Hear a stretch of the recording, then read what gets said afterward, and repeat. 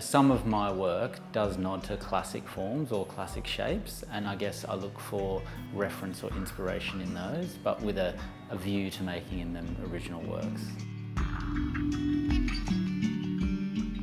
With Bale Chair, I was looking at the form that existed already, but I was trying to be led by telling an Australian story and coming up with an object that had a uniqueness about it that was Australian.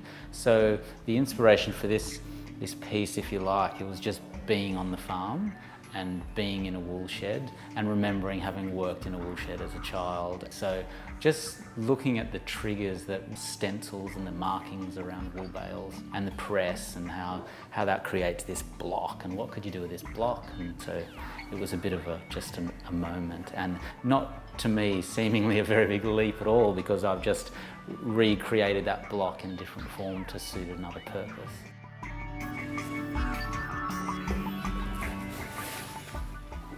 I got a few bale packs and we got to have a look at them and their different qualities, and I really wanted to achieve a fullness and a plumpness. It had to look full like a bale, and initially I thought we were going to stuff it and try and use material that was as close to wool as possible and pack it under pressure. But in the end we've come up with a way of skinning a box, if you like, but using different layers and different densities of upholstery foam to make it look plump.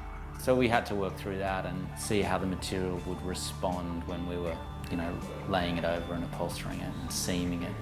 And it surprised me initially how when people see the chair, they think it's full and it's packed.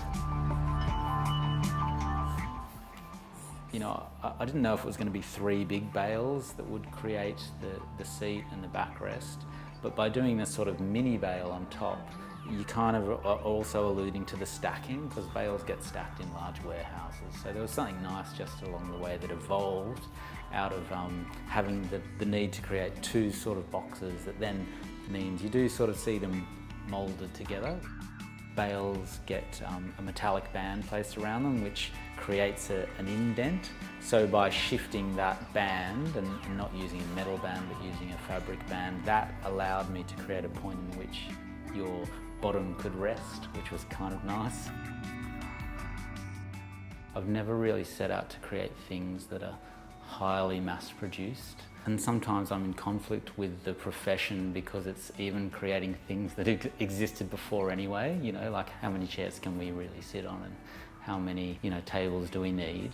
So I guess the ultimate thing is to create something that will have longevity. And I think the best way to do that is to give them something that is not common. Then they can develop a relationship with that object and it becomes a bit more personal to them.